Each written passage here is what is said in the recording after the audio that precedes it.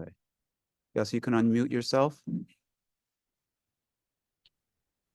Okay. Hi. How's the sound? We good? Yeah, great. So you missed all of the elaborate introductions that we gave, including your connection to Atlanta. We have here Mr. and Mrs. Carter, who know your grandfather and remember your father as a 6 or 7-year-old before actually, one second, I wanted to broadcast. Is there any problem with us broadcasting this? No problem at all. No problem. Okay. Second. Yeah, we have some roots that go back in Atlanta. My father always spoke very fondly about the city and the people. Yeah, amazing. Gotta go visit sometime. Come. Hang on just a half second. We're gonna go live. Okay, there we are. Right. We'll just finish the war, real quick up north, down south, and then we'll be right over for a visit. Okay. Just take care of it, get it wrapped up, and yeah, it'll be my first stop after work. Why isn't hold on. Why is it giving me a hard time? Give me one more second. Oh, show live stream. Okay, we're on. We're on live. Okay, I'm just going to trust that we're good. Okay, so so we gave that intro, and I had made some comments about the fact that today every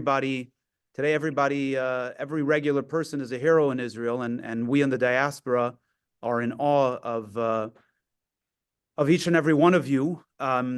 So I'd like to ask you, first of all, if you could just open up with, just tell us a little bit about your story. How did you end up in in Israel, in the IDF as a commander? Tell us how it's, a little bit about why this is so important and meaningful. And then we'd like to hear about what's going on day to day, what your responsibilities are, what challenges you're facing. Maybe give us about a 15 to 20-minute rundown, and then we'll throw a bunch of questions at you. As long as you have to stay, we'll ask questions, but you go when you need to. Thank you, Rabbi. Sounds like an excellent plan. And I just want to preface by saying it's not a good military habit to be late to anything at all, and I try my best not to be. We have a soldier that woke up with his rifle right next to his mattress because you're supposed to put it underneath your mattress. He was a little bit lazy, so he put it next to his mattress. Woke up in the morning, and his rifle's not there. So we looked around in the field for a little bit. What I think is that somebody got confused and took it, whatever. Anyway, we'll find it. It's here on base.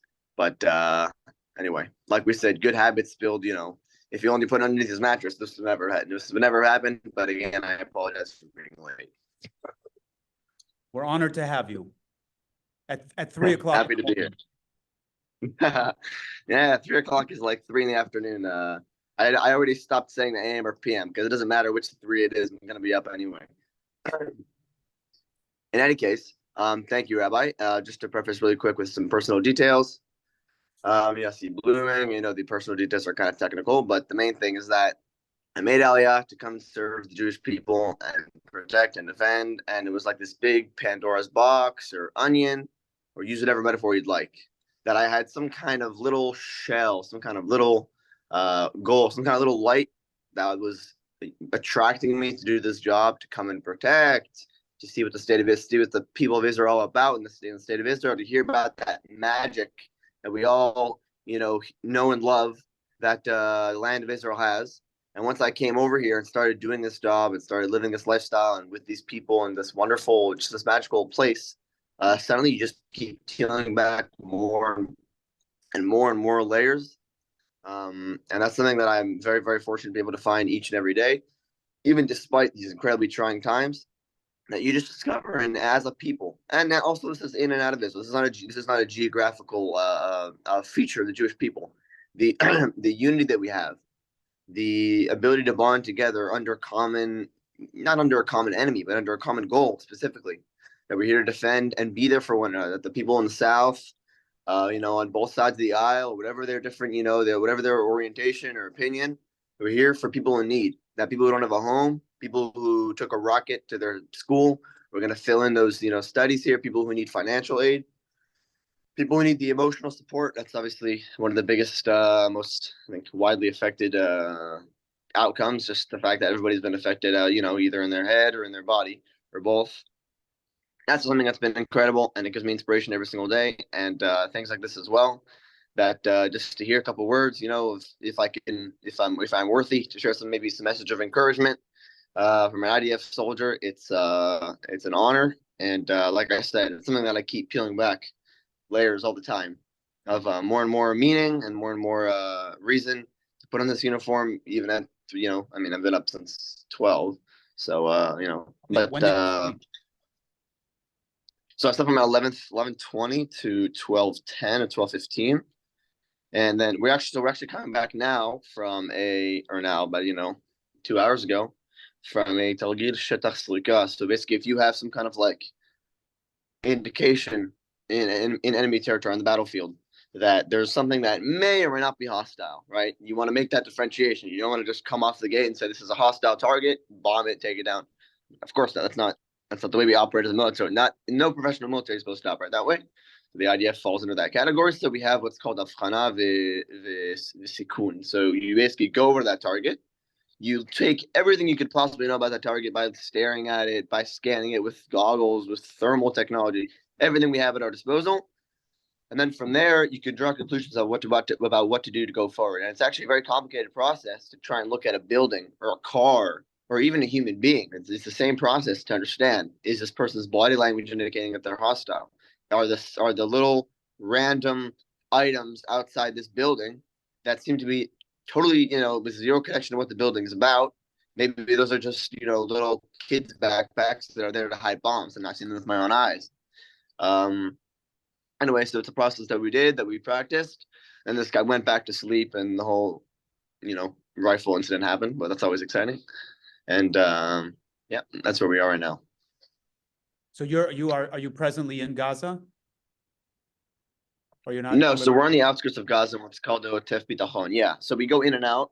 Actually, right now, I was assigned to a task force called the Heavy Weapons Battalion, which is going to be responsible for if the waves of perhaps planned attack in up north carry out. We'll be the first ones over there to cover the whole incident. If we're needed back in Gaza, we'll go back in again tomorrow. But if we're not needed right now, because the guys are progressing fine and they're able to get our force out, they really want to start dedicating a little bit more manpower up north. But we're right here on the outskirts of Gaza. Yeah, it's called it's like a Ritzwat Bitachon, which is like a little security strip. And all the outside of Gaza is right now, if it's a yishuv, if it's a base, everything that can be used strategically to help train, maintain the war effort is it's out here. Everything in the south has been transformed into like a war machine of sorts. Do you want me to ask you questions? Because I got endless questions. Well, actually, I'd like to share. Well, let's get to that in just a minute. Why don't you share a little quick message I have in memory of one of my soldiers that was fallen on the 7th of October, if that's okay. Sure, please.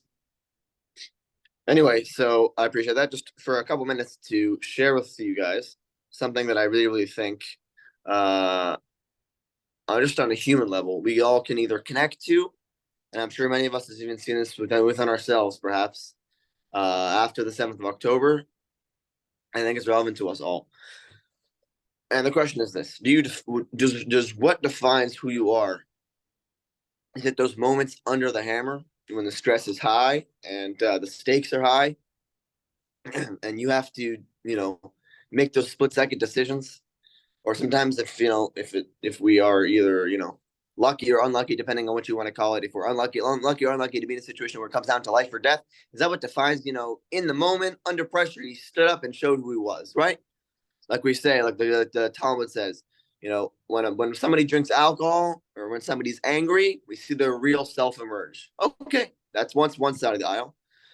The other side is, do you find who you are? Is it the day to day? Meaning, when I look at the general, not super urgent emergency state, run of the mill day to day life, does this person have these habits of, if it's punctuality, we spoke about punctuality, if it's discipline, if it's ability of you giving all of what you do in the things you believe in, if it's standing up for family, if it's being proud in your Judaism, despite the fact that being a Jew today is essentially a death sentence in a growing number of places in the world, or at least a recipe for being shouted at by angry mobs in the street.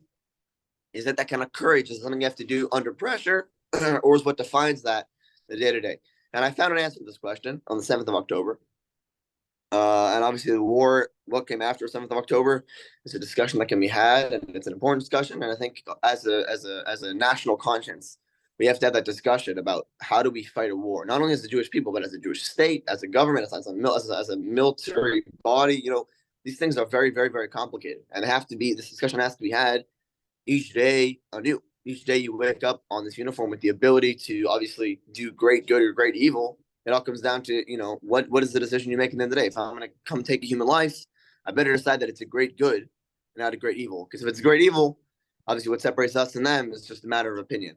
Anyway, the 7th of October, we get up in the morning, and just to skip the whole process that we all went through, maybe a little, 7 hours behind, but the same process of confusion, of shock, of horror, of the unfolding news that just got worse and worse and worse. I'm sure we all experienced a similar process, at least emotionally. And one of my soldiers jumped with the platoon commander directly to the south. We only sent 4 soldiers because we were already in the middle of other missions in the West Bank, holding a little outpost that guards houses that were coming under attack recently. So we couldn't exactly leave that either.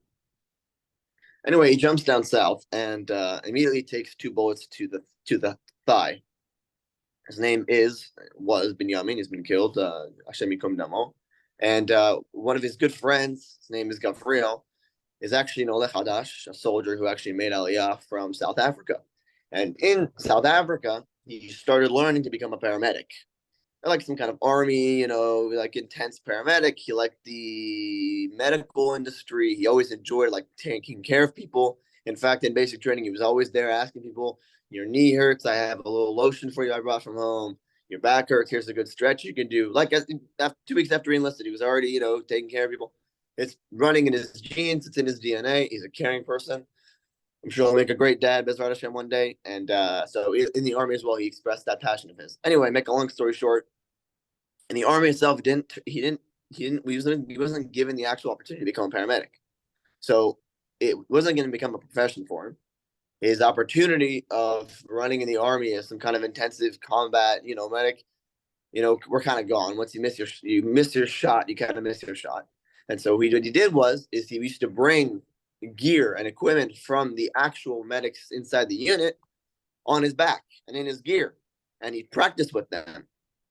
And he said, I don't want to remember his exact words, but to translate into English, it's basically that human care and human assistance is not an army assigned job.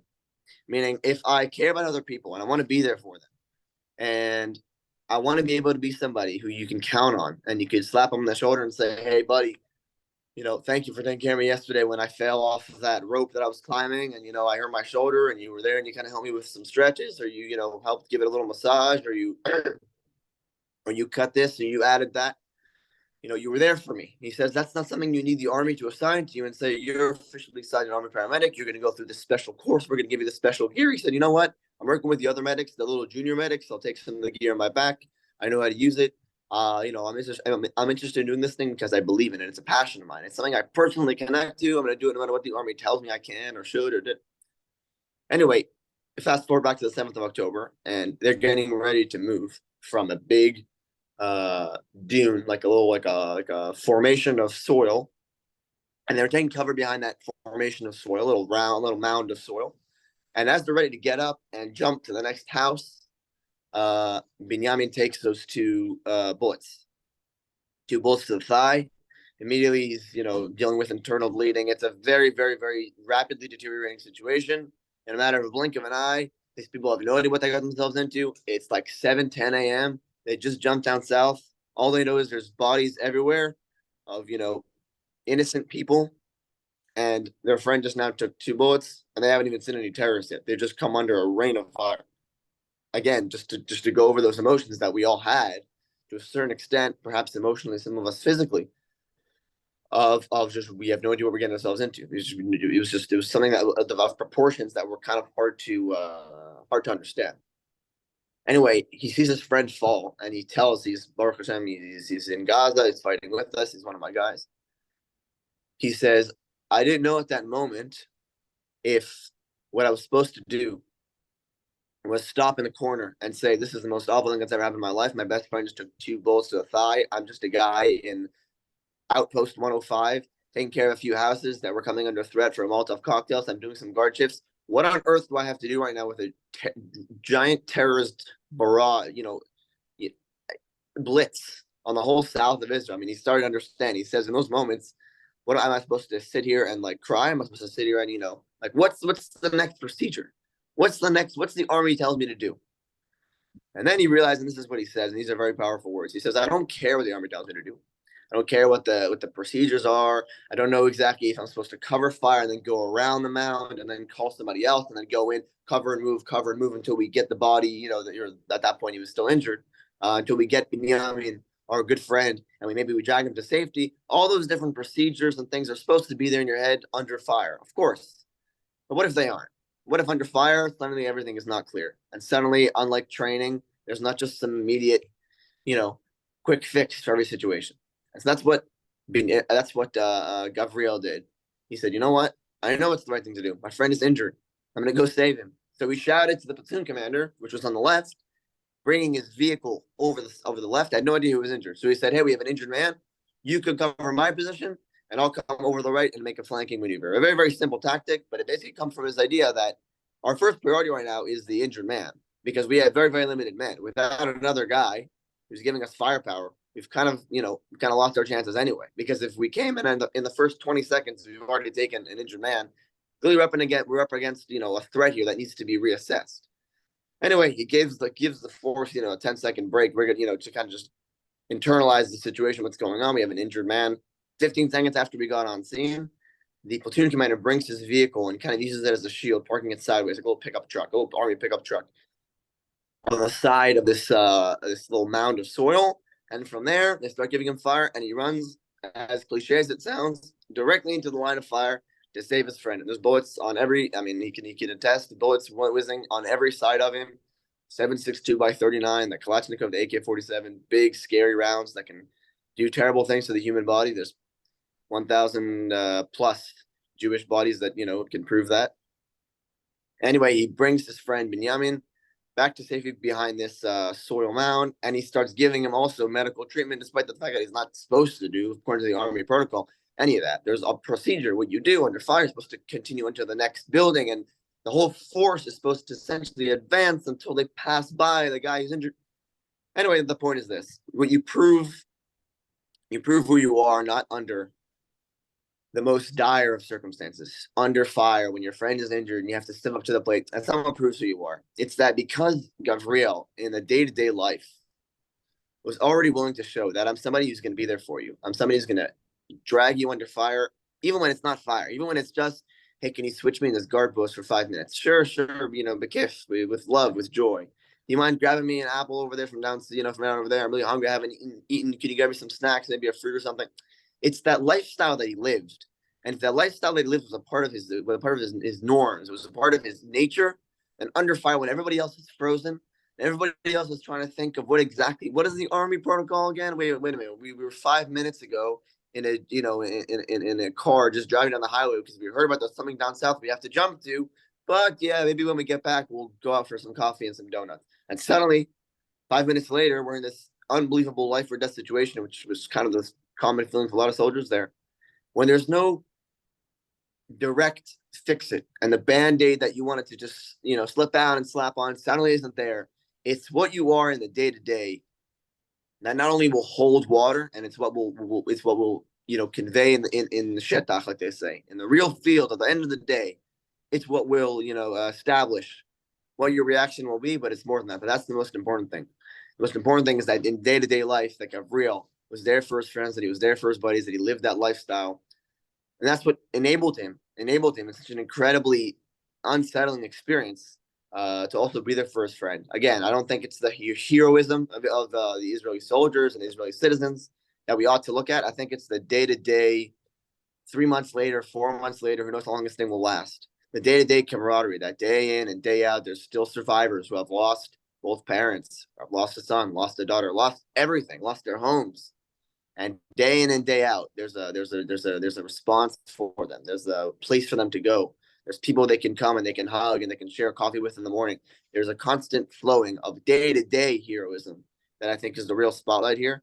And if we could all just, I think, maybe learn a little bit from that as a society, to put our disagreements aside, and to put especially now, and obviously afterwards we can ask the difficult questions as a country, as a people, as a nation. But how did this happen? How do we fight wars? What was our response to this whole issue, etc., etc. But I think just take a little bit of that spark from Gabriel, that those things that we want to be when the fire is going on, those things that we want to show under the hammer when our friend is lying injured randomly on some random, Shabbat morning, and we had no idea it was coming. The things we want to show, that heroism we want to portray, we want to convey. Let's live that on a day-to-day basis, because that's not only what will prove at the end of the day that that's who we really are, but it's also what's far, far, far more important. That on a day-to-day basis, hundreds and hundreds of times, you're there for your friend, you're there for your wife, your husband, your children, your synagogue, your community, a local need, somebody in need, somebody who needs your help, who can use a little pat on the shoulder, a little word of encouragement. That's something I personally have taken from him, and I continue to learn from him every day. God bless him. Amongst all other of the soldiers of Israel, as well as the Jewish people as a whole, we're all in this together. Like I said, no matter what our opinion on each specific matter is, what our specific experience is with this whole matter, if we're in and out of Israel, and of course beyond our location of if we're here or we're there, or we weren't, we didn't know about it, we did know about it. How many times have you been to Israel? How many times have you visited Israel? Doesn't matter. We're all brothers and sisters in this fight together. And so, like I said, I appreciate just the support that you guys give. And may Hashem bless and guard each and every one of you. Yes, questions? Thank you. Thank you so much. That's like you're one commander and talking about a story of one soldier, and this stuff happens endlessly, and it's just awe-inspiring. Various random questions. I'm looking at your whatever that package is in front of you. It looks like it says Jacob or Jacob. What is all that? Yes. Jocko is my military nickname. There's a fellow named Jocko Willink, who was a Navy SEAL in the United States military, was a platoon commander there in 2006 from Battle of Ramadi, Iraq and Afghanistan war. And from basic training, I've gotten this nickname that they said I kind of resembled his dogged mentality of, motivation and, maximum drive and the different things that you do. So the name Jocko kind of stuck. The army nicknames are, I kind of got lucky, honestly, because the army nicknames, once it sticks, you can't ever get rid of it. Ask the guy's name, who's the guy's name is his name is a poop bucket in Hebrew, but that's his nickname. You can't shake it, unfortunately. Don't shake that bucket. Okay. Right. What we had mentioned that I'd mentioned before you got on that we're trying to raise money for some of the immediate needs of your unit, and we mentioned helmets. And tell us what's that. I got my own kind of. I offered some information that I thought was legitimate, but if you'd share with us why is Israel in a situation where their soldiers don't have some of the basic equipment at a quality that they ought to have? I agree. It's a very good question. I think I added on almost very, very high on the list of those questions that we need to ask ourselves as a military, of how could something like this happen? And I think actually the answer is already kind of come to light. And the answer is that it's not that the IDF isn't ready for war. It's that it wasn't expecting a war of this magnitude. What you have in the IDF is training gear, and then you have combat effective gear. The biggest problem, in fact, the only problem, is when people will go into combat with training gear, or when people will train with combat gear. And obviously, and I'll speak to the latter first, there's been hundreds of instances in Israel's history and military history in general where people will be training with live missiles that should only be used in a real situation. They should be using, fake training plastic missiles. Or people have been shooting, with, instead of using little plastic ammunition that makes a little pop-pop sound, just for the sake of simulation, they've been using real ammunition. Suddenly they accidentally shoot their friend, right? It's important to make that differentiation. What's training and what's combat? And so the same thing for the gear that you have. You have a lot of helmets that are outdated, that are made of dried out Kevlar, that are really, really past their time. And helmets have an expiration. For those who don't know, helmets have an expiration. Defensive plates have an expiration. They have to be kept in a proper environment. They can't be exposed to lahutz, to my English. Moisture. my English has slowly but surely deteriorated in the time that I've been in Israel, and that shows. In any case, yeah, it's got to be kept in those exact proper conditions, or it'll just kind of fray and fall apart. And the biggest proof of that is just the amount of blood that's been spilled on the battlefield of bullets that should have been stopped but weren't stopped. And on the 7th of October, before my boys came back to Outpost 105, they passed by a lot of bodies of other soldiers with holes in helmets that were supposed to stop and were supposed to not have those holes, with vests that had plenty of holes in them were not supposed to. Anyway, why did that happen? Because the IDF didn't make a proper differentiation, in my personal professional opinion, between having the vast majority of the money and the energy and the attention that you're going to focus on combat readiness and not on training. And again, I don't blame the military for finding itself in sort of a state of peace and trying to take advantage of that peace by training its soldiers as much as they can, by investing as much time as they can in theoretical situations. At the end of the day, the 7th of October came, it kind of took everybody by surprise, including the IDF storehouses and logistics infrastructure, because we've just found ourselves with so much gear that you look at and you say, okay, I got to go in. What am I going to take? You can't take any of this stuff because it's all training gear. It's all outdated, or it's there and they've only kept it. They've only paid for it because it's there to train.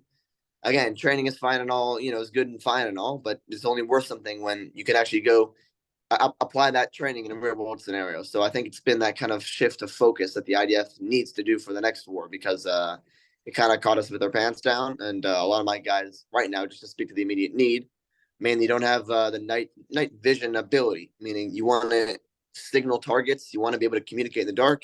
You got that the army does that using an infrared signaling. And so if you can't see that infrared signaling because you don't have a night vision goggle, you know, there's not really much you could do. You could just kind of fire randomly in the air. It's not really going to help anybody. So we're trying to work on that, you know, with the army, with some other, you know, organizations. We're getting places. Additionally, helmets, you know, helmets that are not of the 1975 variety. You know, that, you know, again, it's just stuff that's been, you know, it's been stuff that's been proven with life or death on the battlefield now for the past 3 months. Again, it's unfortunate, but we do the best with what we have. Thank you. And those that are participating tonight, if you want to contribute to Yossi's unit, please make the donation to Chabad Intown. Make sure we know that it's earmarked, and we will direct those funds to the unit. Yossi, you're a commander, and I understand that you're involved in training soldiers. Is that every commander's responsibility, or is that a unique job for you? That's question one. And part two to that is, you're an Orthodox observant Jew. How common is that as to have in the IDF to have commanders who are observant? Tell us a little bit about that. Sure. So a commander in the IDF is above all responsible for his men or his women, whoever's underneath his command. And especially in combat, it's definitely rare to see somebody who's religious, mainly because the lifestyle is very hard to maintain. You're going to have to sacrifice a lot in a job like this if you want to be able to pray 3 times a day, keep the proper kashrut, right? Keep the proper kosher, you know, standard that you want to keep. Or if it's just little simple stuff, like right now, I am not wearing I'm not wearing a helmet, but my beard right now is a little bit flayed because I've been wearing a strap over it like this, which is just incredibly uncomfortable because you've got this whole beard being squished around by a buckle, and then you're running around and sweating under the sun the whole day. There's a lot of different sacrifices you have to make that are simply, you know, they're just additional challenges that are brought on by the fact that you're religious in the army. And that's why a lot of people who are religious will just say at the get-go, okay, I want to stay religious, I want to be in the army. Okay, I'll do a non-combat role. And the vast majority of religious people in the army are in non-combat, which is fine. And the representation of religious officers in the IDF is actually fantastically high, and may it only grow. And may the religious realize and understand. And if I can be a part of that message, I'm so happy to. That it's not a contradiction. It's just a shame, because you don't have to give up any part of your identity to do this job and wear this uniform, you know, do this kind of lifestyle, not your national identity, not your personal identity and your personal values and what you believe and why you want to do this job, and also your religious identity. You don't have to sacrifice or compromise on any of those things. And I'm happy to see that myself.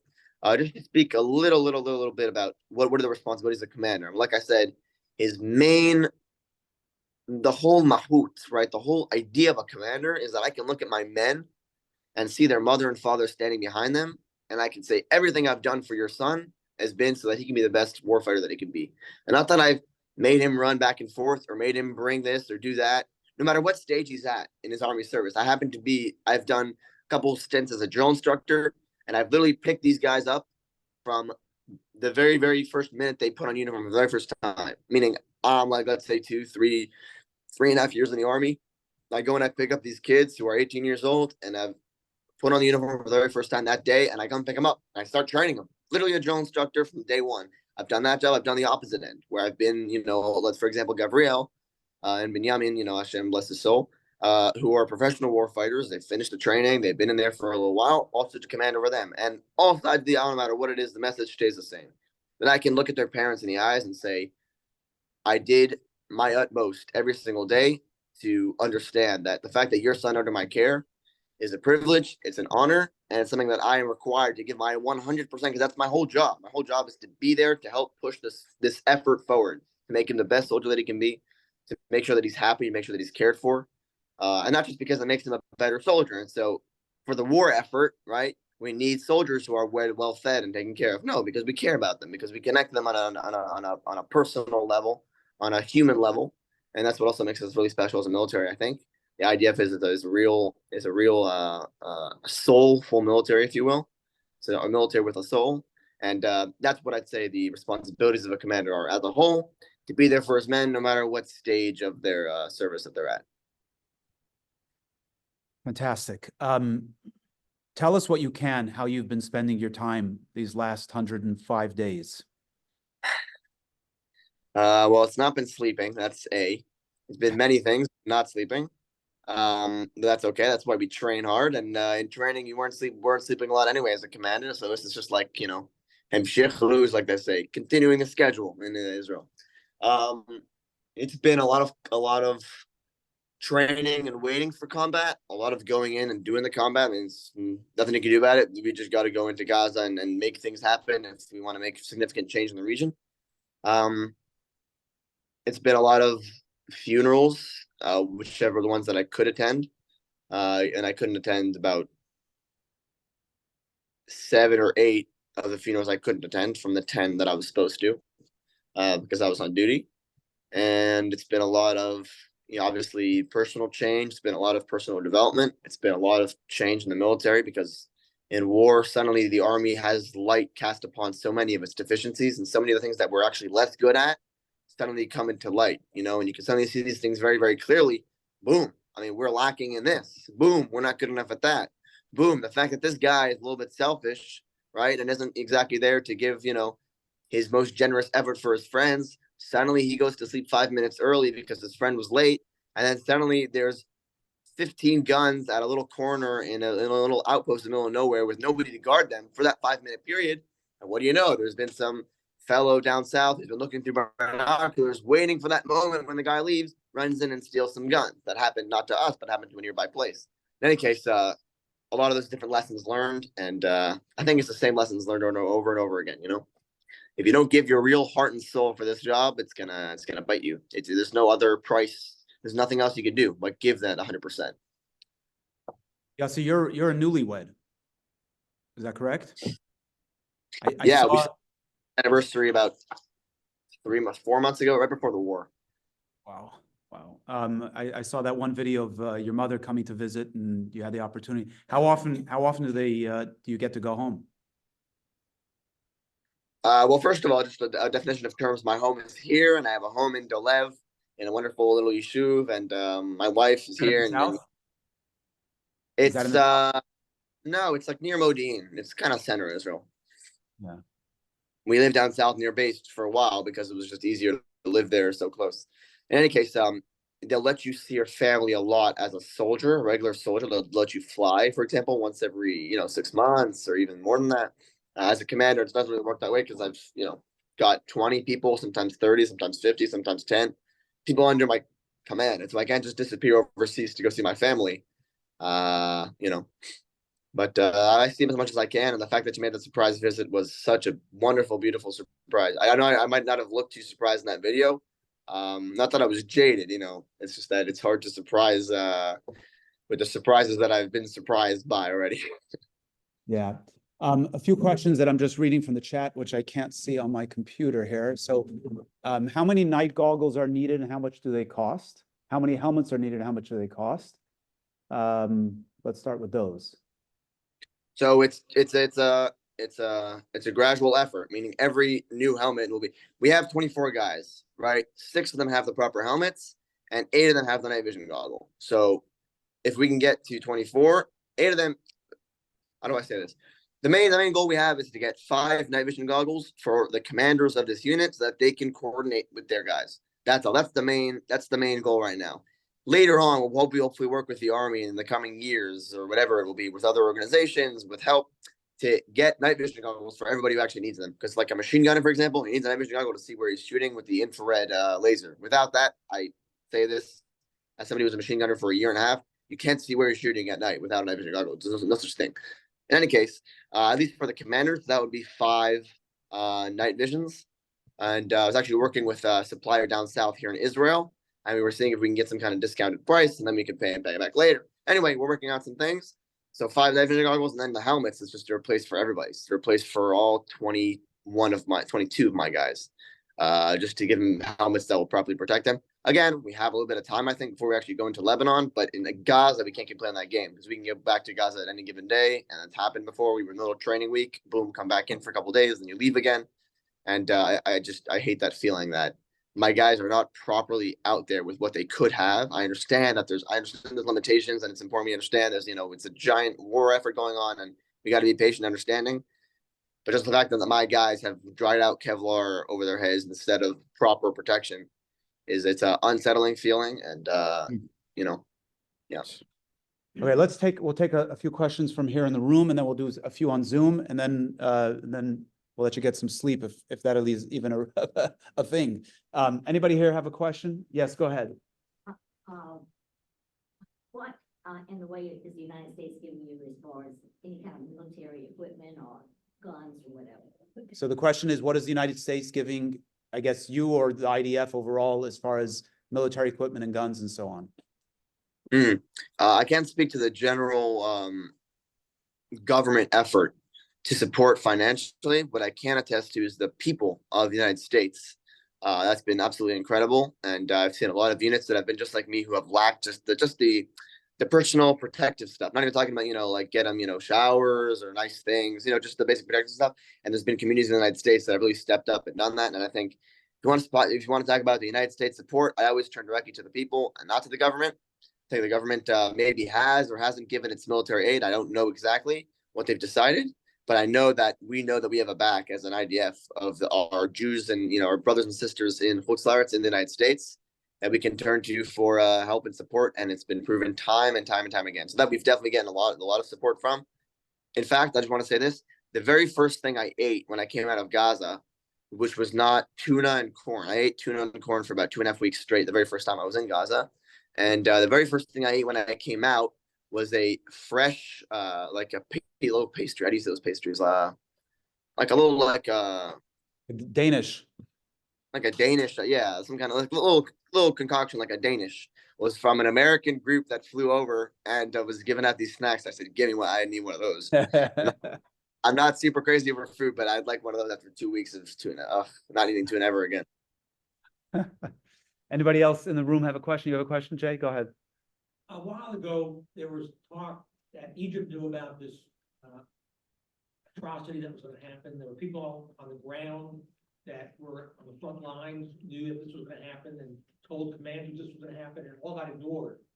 There must be some level of animosity by the folks that kept telling their commanders this was going to happen and they were ignored, and even threatened with a court-martial. How do these commanders, live with that? You got the question? Yeah, and it's a very good question, and I definitely sympathize with that sentiment. I think the answer is very simply that complacency kills, and you give officer whose values aren't 100% sound, and I am saying if they were officers who were in charge of something like this, to prevent something like this from happening, whose values were seemingly not 100% sound. And I think it's the fact that they were getting a little bit complacent in that region. And because of the ongoing peace effort, in fact, there was also a peace effort going on with Saudi Arabia that was in the works that we wanted to implement in the region. We were hoping, meaning the government was hoping, that would include the Gaza Strip. So any effort every effort possible was given to really minimize the aggression shown towards the Gaza Strip. You know, we're working towards a very, very delicate peace deal here. Let's try and keep the arrests or bombing some little, you know, rocket site, or, you know, we would see the Hamas training centers, right? And you could see them riding back and forth on motorcycles. They're planning something that everybody knew they were planning to do their, you know, their plans. That wasn't some big surprise. Of course, they're planning to kill Jews. It's not like it's some. So the surprise on the 7th of October wasn't that they were doing that. The surprise was that they managed and succeeded to do it, right? Same thing with Hezbollah. We know what Hezbollah's plans are. It's to do another 7th of October, Chas v'shalom, God forbid. But that's their plan. It's to come in on motorcycles and trucks and start bombing and killing and raping and pillaging and kidnapping. That's just their plan. It's not a big surprise. The surprise would be if they succeeded, because that's exactly what we were supposed to plan to counterattack, you know, and prevent. And so I think it's a matter of complacency where they said, you know, no, the situation is fine there in Gaza. It's peaceful. You can relax. We're really trying to push here, peace plan with them and not show any aggression over the line. I know there's somebody there who you saw with your intelligence, right? And this has happened a couple of times, unfortunately, where he's planning to make and supply some rockets that were going to be fired at Sderot or at Central Israel. I know you see that intelligence, but we're going to try and just jump for that for a couple of weeks now. Hold on tight. And I think that kind of spiraled and wheeled until suddenly we discover that there's 600, 700 kilometers of tunneling in Gaza. And we thought there was going to be 400. The latest intelligence I received before the war was, you know, 350, 400, 450 on some high estimates. Now you're talking about 650 kilometers of tunneling in Gaza, because it kind of went under our nose as a military. And I think there's a lot of difficult questions that those commanders not only are going to have on their conscience, but a little bit of a cleaning done on the higher levels. I 100% agree with you. Okay. Yes. Yeah, please. Okay, I hear a lot that a lot of Americans don't understand the Arab mentality, and they think you can negotiate, but there's this idea that you can't negotiate and you can't make peace. So where does that leave us? It's not possible to have the kind of peace they want, because the peace they want will have no Jews around. So you can never be trying to make peace. I don't understand that. That's my question. What's the game plan? Right. Obviously, the most complex question of all is, okay, what's next? So the military's goal is to go in and take out Hamas. It's to get rid of Hamas. I think it's the moral just thing to do. When an organization says, we would very much like to come in and murder as many civilians as we can, and they go in and they do that, I think it's the right and just and moral thing to do, to go in to wherever those people are and eradicate them all, because that's what we have to do with Nazis, with the Roman and the Greek and the Inquisition and 1,001 persecutions in our history. Now we have the opportunity to actually stand up and defend ourselves instead of just being chased from country to country and being slaughtered from place to place to place.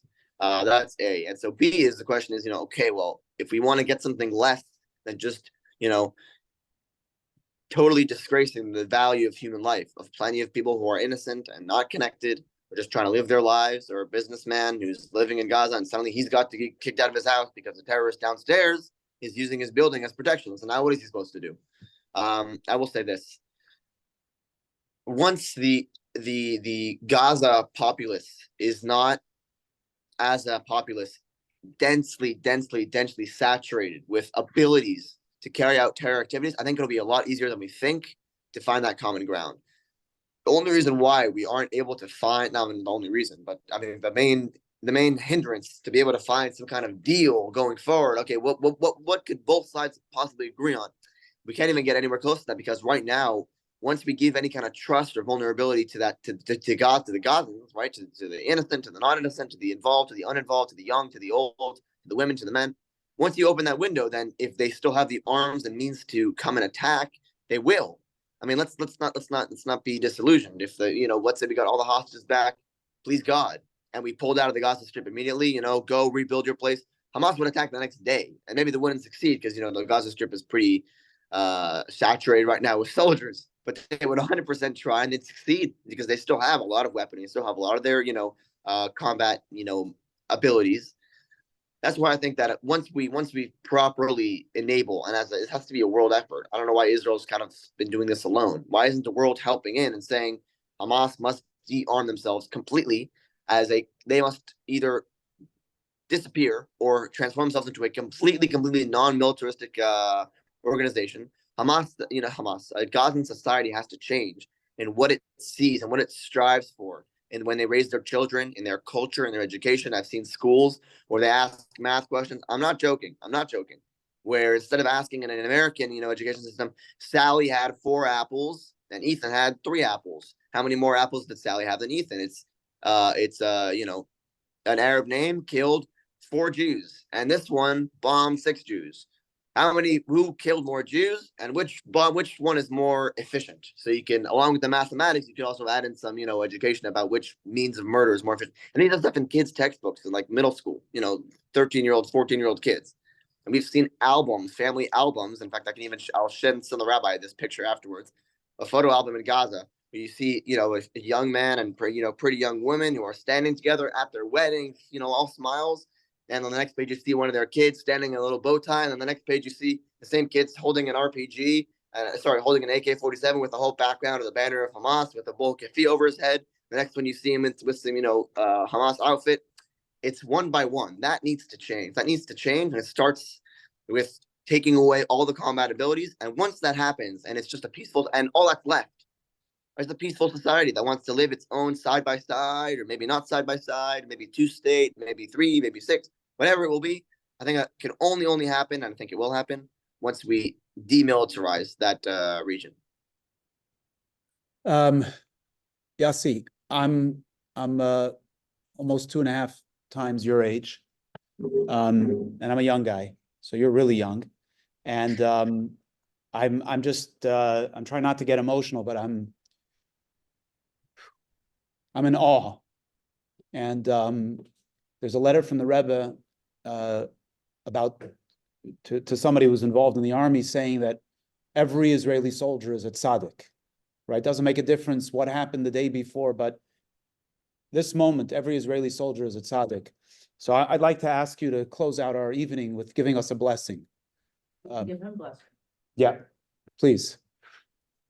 Before he goes, Wow. do you had any Yeah. miracle in this unit? Question was if you experience any miracles in your unit. Sure. I mean, every day in Gaza is a miracle. Just to speak to one quick story that popped up into my head. I have on my weapon, this is actually something I do have from home. I brought this from home when I used to live in the United States. I have a Trichcon scope. This is like a special kind of weapon scope that magnifies, so that instead of seeing a target at 100 meters, right? Anyway, it magnifies. And so at 100 meters, you'd see something that looks like it's, at, let's say, 30 meters. It really magnifies, and you're able to see things really well. Anyway, I'm in Gaza progressing on a street with tanks and with an incredibly large amount of soldiers. We feel pretty secure in ourselves. It's not like we're really fearing much because we have so many angles and so many, weapons and so much force here. We're going through a very, very hostile neighborhood. We're right near the Al-Shifa hospital, which I wish was just a hospital, but we've taken fire from that hospital so many times. It's, I find myself asking, is there anything that is a hospital that happens there, or is it just a weapons cache? But that's the question for Hamas. In any case, we're passing by a road that kind of runs adjacent to it with all these tanks and all this force. Anyway, we've passed by a building already. But still, even though you've passed by a building already and you know that it's clean and people have already looked for terrorists in that building, there's so many tunnels that it could be you pass by a building and it's like playing whack-a-mole, because they'll just pop up from here, pop up from there, or something you thought was clean and, was fine and there's no harm about it and it's all good. They can pop up randomly. And so I saw in the corner of my eye some kind of intuition that I had of a fleeting silhouette passing by a window. And because of that, I said, you know what? I'm going to train my sights on this building. I've seen something move there. Nothing is supposed to be moving there. Maybe I'll go into my weapon sights and I'll see it was just a curtain flapping in the wind. Okay. Maybe I'll go into my weapon sights and I'll see it's just a civilian who's stuck in his house. Fantastic. Let's get him out of there. We have an opportunity to do some good here. Great. To do some good to the Gaza populace, not just, keep taking them out of their homes because we don't have any other choice. Maybe we can come and take them over. Maybe we can bring them to the UN. We can ask them some questions about, hey, who sent you here? Why weren't you allowed to leave?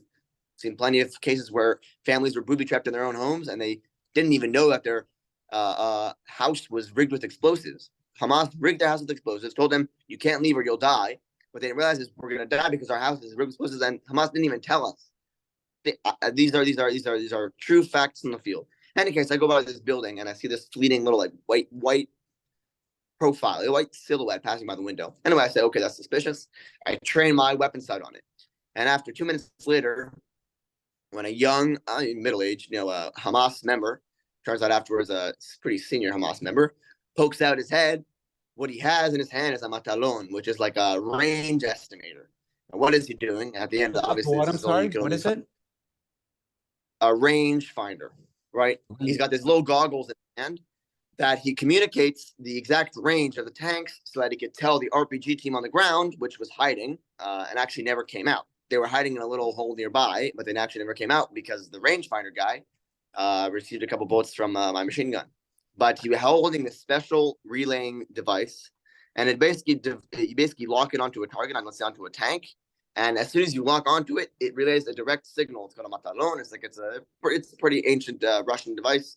Israel uses it as well, but it's perfectly effective, very simple to use. Once you lock it onto the target, it'll relay that information directly to the RPG sender, and all the RPG guy needs to do is on his device portray that same information, and he'll have directly, okay, when is the tank coming, at what angle, where do I need to shoot it with my RPG for maximum damage. Keep in mind, when a tank is running with a bunch of guys, maybe the tank will, maybe 3 guys will get injured, maybe no people get killed inside the tank. But on the outside of the tank, there's 500 soldiers marching, 100, 120 soldiers marching alongside it.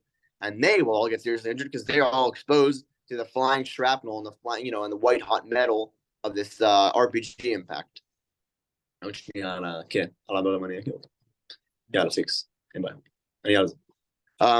Anyway, so I see this guy with his little matalon, his little rangefinder, and I was just thanking God at that moment that not only that I had that little intuition that I thought I saw something pass by, and it really kind of struck me as funny, but that I just had this little scope on my weapon, because I would not have seen it if I hadn't. I mean, we're looking at a 10-story building and I'm scanning with my thing. I just thought to myself in that moment, if there's like a miraculous moment that God is trying to like slip in and say, oh, it's like a natural occurrence, because you could explain it naturally. You could say, well, I have my scope on my weapon, right? I'm not supposed to, by the way. I'm supposed to have a regular one that doesn't actually magnify. I happen to have this one from the United States, and I brought it over so I could use it. Anyway, you could say naturally it's what would happen. I'm scanning the buildings, and I happen to see in one of the windows of this 10-story building, out of the 55 windows that there are, I saw this thing pass. But I think it's a miracle, and I think it's God trying to say, I'm looking out for you. I have your 6, I kind of slipped this. I mean, what are the chances that I'm looking at this exact building that we already passed by? I want to emphasize that. It's been cleaned, right? This guy came out of a tunnel. And so the fact that I'm, in that little moment, I finally noticed, and I was able to turn my weapon sights on it and be ready when he popped out again to try and, range find that tank, was just a very, very big blessing. I think God, just to summarize, God, I think, slips us a lot of miracles throughout the day, throughout our lives, to see if we pay attention. Are we listening to God's message? Are we listening to what he's saying? Are we listening to the little, pat on the back he's trying to give us? Are we listening to the little push he's trying to give us? Or do we miss it because we're too saddened, or we're too busy, or we're too stressed to pay attention? And to see that that's really God looking out for us, and it's a godly, not an godly intervention, the opposite. It's a little godly encouragement along the way. Give us a blessing, please. Well, may Hashem continue to bless and guard and keep each of you, that you should live a life of being able to serve God out of a place of peace and prosperity, and of peace of mind, and of quiet, of course, for all of us, but especially those in Chutz La'aretz and outside of Israel, where there isn't a Jewish readiness force directly there standing at your side to come and be there for you. I want you guys to know that Eretz Yisrael is our biblical homeland, and there's always a place for those who need it, but maybe we never need to have some kind of refuge where Jews must flee to Israel to find their safety. I'm a very proud American. I'm very loyal to the values of America. May Hashem bless you guys with just peace and stability and congruence, despite our indifferences, or despite our differences of opinion, despite where we as a nation kind of split up, and I'm this and I'm that, and I don't identify with this label, and I believe firmly in this label. May Hashem bless us with that unity. Just like we weren't fortunate enough to have before the 7th of October. And unfortunately, the 7th of October hit us as a nation when we were divided and we were separated and we were fighting with one another. May Hashem see to it, along with our personal efforts, that each of us are a lamplighter in bringing that peace and that unity between us. The Rebbe said, every Jew, you can be a lamplighter. And a lamplighter isn't just a leader that you light up the street like a lamp. So you could also be a lamplighter. It's that a lamplighter is a flame, and a flame can give endlessly. You can take one candle and take from that candle 250 million candles, and the flame will never run out, because he's saying not that every Jew is a leader, much more than that. We're an infinite resource of inspiring others, of protecting others, of driving others, of helping others go forward. If it's our children, if it's our community, if it's our local synagogue's efforts, if it's just doing the right thing, us between ourselves, right? Just us between ourselves, us between our spouse. May Hashem give us that blessing, teach us to be a lamplighter, and hopefully meet up here in the Holy Land with peace and real security, with the final redemption. God bless you all, and appreciate you very much. Yossi, and I'm sure I speak on behalf, amen to all of that, and I'm sure I speak on behalf of all of us that Hashem, I'm not a Kohen. Is there any Kohen here? No, but I'll offer the Kohen's bracha, Yivarecha Adonai v'yishmerecha, Yara Adonai panav elecha v'choneka, Yisa Adonai panav elecha v'yasim v'chad shalom, v'somer Yishmael b'nei Yisrael v'ani v'arachem. You and all of those that are in your command, Hashem should protect you, and you should be able to accomplish your mission successfully and quickly, and restore real peace to the land of Israel, and the ultimate peace with the coming of Mashiach. And yeah, we appreciate you, we love you, and Am Yisrael Chai. Thank you very much, Rabbi. And for any further questions that I didn't get to answer, you can forward them on my email. And I'm going to forward that picture to you of that photo album. Remind me. And Thank you. I think people wanted to know the cost of the equipment. Did we lose him? No, did we lose? I think we lost Yossi. no. You're here? Said cost of the equipment. Well, okay, I'll try and do a little calculation and see what exactly comes out to. I want to find exactly what the needs are, and then again, like I said, well, the goal is to have everybody who needs it to have a night vision goggle device, which is expensive. So whatever we can, What's the cost of one unit and of one helmet? So one helmet usually goes for about $400 US. It was like 2,000 shekel here in Israel. Marom Dolphin is a manufacturer that we've been in contact with. They said they can get us 2,000 shekel per piece. And then the PVS 14 is a night vision goggle. It's like a monocular device. And we need, as many as we can of those. And those range in price. We can find them, I think, in Israel for about $1,500. So anyway, we're trying to make that effort one by one, piece by piece, that hopefully someday that everybody who needs it will have one.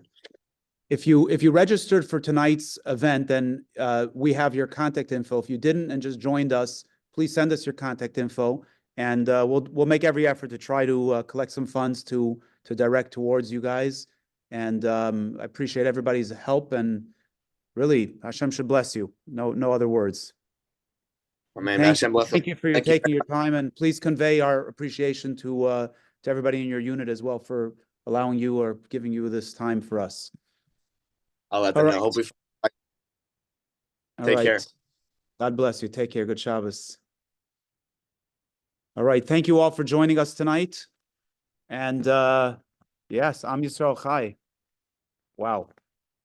What question? Each knowing all what happened. I just received 2 days ago the WhatsApp.